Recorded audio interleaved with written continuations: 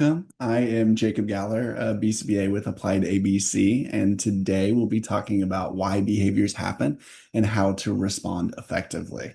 So, what is challenging behavior? Obviously, it's not limited to these, but these are the common ones that we'll usually see. So, things like tantrums, aggression, screaming, refusal, running away.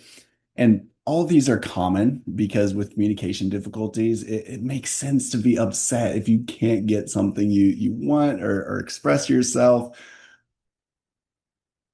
All right. So behavior is communication. And when we talk about behavior, it serves as that communication. So all behavior serves a purpose, which we call the function. So always trying to find out the function of behaviors to figure out why those behaviors are occurring is really important. So when a child is acting out, we look at the common functions of behavior. So they might want something, a tangible item. They might want to avoid something, escaping from demands. They might just want to get some attention, or the behavior might meet some sensory needs. So, when looking at behaviors, we're always looking at other things in the environment that are happening before or after the behavior.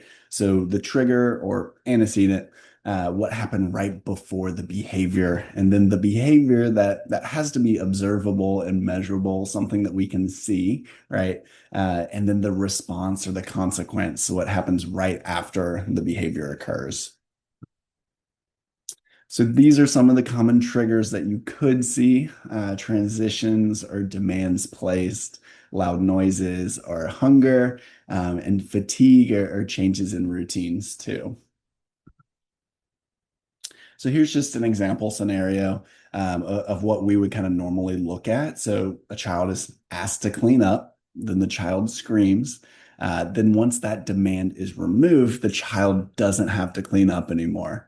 So with that example, with that demand to clean up being removed, that may actually reinforce that screaming behavior. So removing that demand may lead to an increase in that behavior in the future. So that's something that we want to try to avoid. Preventing behavior, there are some things that we can do before the behavior even occurs to prevent that behavior from happening. These are called antecedent strategies. So these are just a few examples, but it's obviously not limited to just this. So visual schedules, these can kind of help show a child what's coming next, which can really help with those transitions. Also combining that with a warning before transitions can be really effective. And it's always important to set those clear expectations of what exactly is needed. And then providing choices is also a good way to increase compliance as well. Teaching replacement skills. The other thing that we want to do is teach that appropriate replacement skill. So instead of screaming, a child could ask for a break, right?